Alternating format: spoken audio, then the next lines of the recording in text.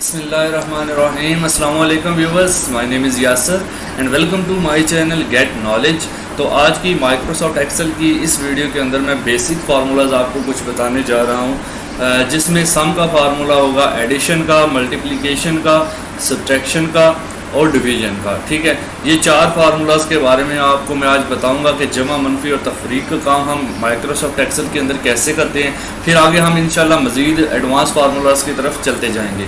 तो मैं आपको माइक्रोसॉफ्ट एक्सेल को ओपन करके सबसे पहले दिखा दूं कि यहाँ पर हमारे पास बाकायदा एक फार्मूलाज का टैब है। अगर आप गौर से देखें तो ये फार्मूलाज का टैब है। इसके अंदर आप देखें तो ये काफ़ी सारे फार्मूलाज हैं।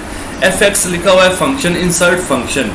तो कोई भी फंक्शन इंसर्ट करने से पहले हम यानी क्या यूज़ करते हैं। जब मैं इसको क्लिक करता हूं, यानी यहाँ पर हमें बताएगा ये FX वाला फार्मूला बार है। ठीक है, इसके अंदर जो भी फार्मूला अप्लाई होगा वो इसके अंदर आपके पास आ जाएगा। ठीक है, तो ये सारे फार्मूलाज हैं। एक्सेल को बेसिकली फार्मूलाज का समंदर कहा जाता है।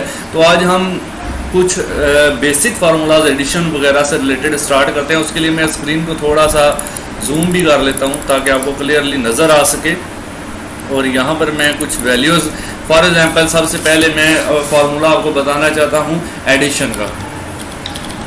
उसके बाद हम फार्मूला देखेंगे मल्टीप्लिकेशन का। ओके, यानी जमा, पहला जमा वाला हो गया, दूसरा ज़रब वाला हो गया। उसके बाद हम देखेंगे फार्मूला डिवीजन का।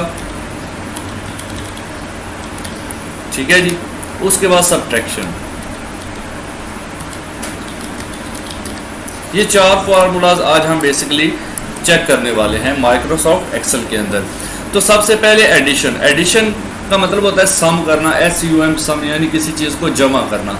तो इसके दो तरीके हैं बेसिकली। एक सीरीज़ होती है, एक नॉन सीरीज़ होती है। पहले मैं आपको नॉन सीरीज़ का तरीका बता देता हूँ। फॉर एग्जांपल नॉन सीरीज़ के लिए मैं कुछ वैल्यू इधर लिखता हूँ ऐसे, उसके बाद ये कुछ वैल्यू मैं इधर लिख देता हूँ, फिर कुछ वैल्यू मैं इधर लिख देता हूँ, कुछ इधर हो जाएगी। यानी ये जो है वो चीज़ें हैं। ठीक है, कुछ नॉन, ये सारी वैल्यूज मैंने नॉन सीरीज़ के मेथड के लिहाज से लिखी है।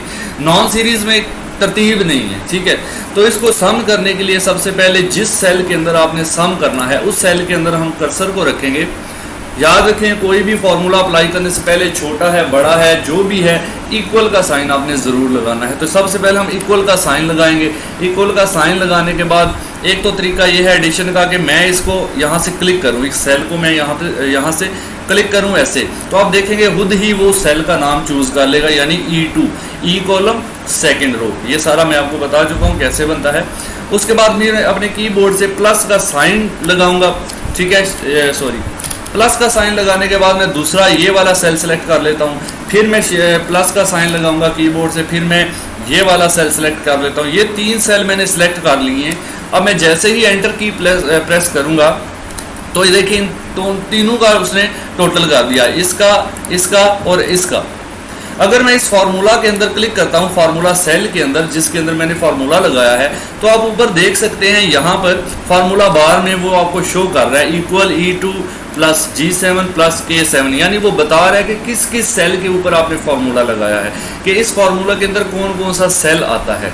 फार्मूला इस तरह से सेल सेलेक्ट करके लगाने का सबसे बड़ा फ़ायदा जो है वो ये है कि अगर मैं इस वैल्यू को चेंज करूंगा तो ये जमा वाली वैल्यू जो है वो ऑटोमेटिकली चेंज हो। जैसे मैंने 12 करके इंटर किया तो आप देखेंगे कि 121 की जगह पर 100 हो गया, यानी जिस जगह को मैंने सेलेक्ट किया था। अभी इसको मैंने अगर मैं 60 करता हूं तो आप देखेंगे कि इसमें से 6 और कम हो जाएगा। ठीक है, यहाँ से मैं 60 करता हूँ, एंटर करता हूँ तो ये देखें 94। तो इस तरह से सबसे बड़ा फ़ायदा यही है कि वैल्यू ऑटोमेटिकली आपकी चेंज होती है। इसी फार्मूला को जब हम आगे आंसर शीट बनाते हुए या फिर मार्क शीट बनाते हुए यूज़ करेंगे, आपको ज़्यादा अच्छे से समझ आएगा। चलिए, अब एडिशन का मैं दूसरा तरीका भी आपको बताऊँ कि सीरीज़ के लिए मैं यहाँ से कुछ वैल्यूज़ एंटर कर देता हूँ। अब मैं कुछ वैल्यूज़ एक लाइन में एंटर कर रहा हूँ, चाहे वो एक रो की शक्ल में हो, चाहे वो एक कॉलम की शक्ल में हो। रो की शक्ल में होंगी तो आप इस तरह से उनको टाइप करेंगे कुछ, इस तरह से। अब अगर मैं चाहता हूं भाई कि इन सब का टोटल करना है यहाँ पर, या फिर आप यहाँ भी कर सकते हैं, कोई इशू नहीं है। मैं यहाँ पर लगाना चाहता हूँ तो उसके लिए मैं यहाँ पर सम फार्मूला यूज़ करूँगा। सम फार्मूला क्या है कि आप पहले इक्वल लगाएंगे, इक्वल लगाने के बाद आप लिखेंगे SUM सम, उसके बाद आप ब्रैकेट स्टार्ट करेंगे, ब्रैकेट आपके कीबोर्ड के ऊपर जो 9 वाला बटन है और 0 वाला बटन है, ऊपर जो रो है गिनती की उसमें 9 वाले बटन के ऊपर ओपन ब्रैकेट बनी हुई है, आपने शिफ्ट प्रेस करके उसको दबाना है। शिफ्ट प्लस 9 करेंगे तो ये ब्रैकेट आएगी। फिर आपने जस्ट ये करना है, आपने यहाँ पर माउस से लेफ्ट क्लिक करना है और ड्रैग करके इसको यहाँ तक ले जाना है ऐसे। तो ये सारी वैल्यू देखें उसने E2 से लेकर E9 तक सारी वैल्यू को उसने सिलेक्ट कर लिया है। अब हम जस्ट अपने कीबोर्ड से एंटर प्रेस करेंगे। आप चाहें तो ब्रैकेट क्लोज करें या ना करें, फिलहाल हम ब्रैकेट क्लोज कर देते हैं और शिफ्ट प्लस 0 के साथ और एंटर की प्रेस करते हैं। तो अब देखेंगे कि इन सब का उसने यहाँ पर टोटल करके हमें दे दिया है। मैं इसको हाईलाइट कर देता हूँ, ये देखें। अब इस सेल में भी हम कोई चेंजिंग करेंगे तो इसमें चेंजिंग आएगी, ठीक है। फॉर एग्जांपल मैं इसकी वैल्यू 20 करता हूँ, आप देखेंगे 397 की वैल्यू भी चेंज हो जाएगी, ये देखें। यानी जिस लिहाज से मैं इसमें चेंजिंग करता जाऊंगा, ये देखें आपको वो वैल्यू चेंज होती हुई नजर आती है, यानी वही वैल्यू उसमें जमा होती जाएगी। सबसे बड़ा फायदा ये है। और जब मैं इस सेल के ऊपर क्लिक करता हूं तो आप यहां पर देख सकते हैं फार्मूला बार के अंदर फार्मूला बता रहा है इक्वल सम फार्मूला यूज किया गया है और E2 से E9 तक के जो सेल्स हैं उनके अंदर इसको अप्लाई किया गया है। और जिस ये सारी इसकी रेंज है, इस रेंज के अंदर कोई भी वैल्यू चेंज करेंगे तो इसमें चेंज आएगा। फॉर एग्जांपल मैं सबको डिलीट कर देता हूं, आप देखेंगे कि 0 हो जाएगा।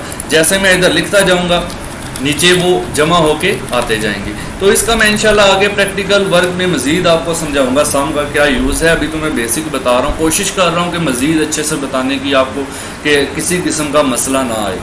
उसके बाद ये रो को भी आप यहाँ पे फार्मूला अप्लाई करना चाहते हैं, मैं बताता हूँ आपको। इक्वल SUM सम ब्रैकेट स्टार्ट, फिर आप यहाँ से लेकर यहाँ तक रो को सिलेक्ट कर लेंगे। सिलेक्ट करने के बाद एंटर प्रेस करेंगे, ये देखें इसका भी टोटल यहाँ पर आ जाएगा, ठीक है जी। तो ये हो गया। उसके बाद हम बात कर लेते हैं अभी मल्टीप्लिकेशन, दूसरा फार्मूला। इसके लिए हम दो ही तरीके इसके भी यूज़ करेंगे। पहले तो है कि कोई से 2 नंबर को ज़रब देना, उसके लिए फॉर एग्जांपल अच्छा सम में एक और भी मैं आपको बता दूं, आप जस्ट ऐसे भी कर सकते हैं। इक्वल आप चाहते हैं जी 22, यहाँ पे 22 लिखे प्लस 12 लिखे और एंटर कर दें, ऐसे भी आप जमा कर सकते हैं जैसे आप कैलकुलेटर से करते हैं, ठीक है। तो ये भी आपने याद। इसी तरह से मल्टीप्लाई के लिए इक्वल लगाएंगे। फॉर एग्जाम्पल मैं 2 × 6 करना चाहता हूँ तो 2 दबाऊंगा। अब मल्टीप्लाई के लिए जो यहाँ पर साइन यूज होता है वो है छोटा सा स्टार।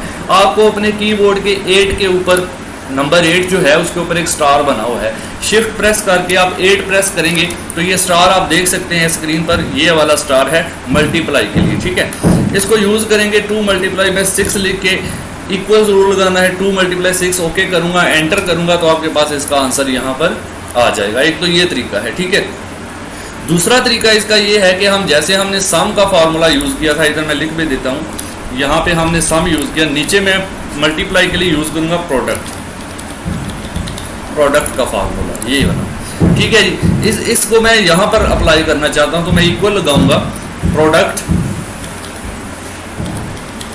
प्रोडक्ट लिखूंगा और शिफ्ट दबा के ब्रैकेट स्टार्ट करूंगा, ये देखें। और फिर ये सारी सीरीज को मैं सिलेक्ट कर लूँगा ऐसे, ठीक है। अब क्या करेगा, ब्रैकेट क्लोज कर दें। अब एंटर जैसे ही प्रेस करूंगा तो क्या करेगा, मुझे आंसर देगा, ये देखें। लेकिन आंसर मुझे समझ नहीं आ रहा, उसने दरमियान में प्लस डाल दिया फलाना फलाना। इसके लिए आप क्या करेंगे, यहाँ पर आपके पास कॉमा है, कॉमा स्टाइल, इसको आप कॉमा स्टाइल में लेकर जाएंगे। मैं जैसे ही कॉमा स्टाइल को क्लिक करूंगा, ये देखें मेरी वैल्यू वो एक्यूरेट करके दे रहा है। बहुत लंबी चौड़ी वैल्यू है, क्यों है, क्योंकि आप देखें इसको मैंने रेंज यहाँ से आप देख सकते हैं फार्मूला बार के अंदर, इसकी रेंज है E2 से E8 तक, यानी E2 इस सेल से लेकर E8 यानी इस सेल तक, ये सारी रेंज मैंने इसको दी। अब उसने क्या किया, 33 को पहले इससे मल्टीप्लाई किया, इन दोनों को मल्टीप्लाई किया, जो भी आंसर आया इसके साथ मल्टीप्लाई किया, फिर जो भी आंसर आया इसके साथ मल्टीप्लाई किया, यानी आगे मल्टीप्लाई करता गया और फाइनल आंसर मुझे ये मिला आकर, ठीक हो गया।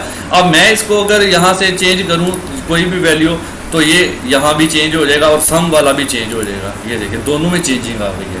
यहाँ पर सम वाला फार्मूला लगा हुआ है, अगर मैं इसको क्लिक करूँ आप यहाँ पे फार्मूला बार में देख सकते हैं, और मैं अगर इसको क्लिक करूँ तो यहाँ पर मेरा प्रोडक्ट का फार्मूला लगा हुआ है, ठीक है जी, यानी मल्टीप्लाई का।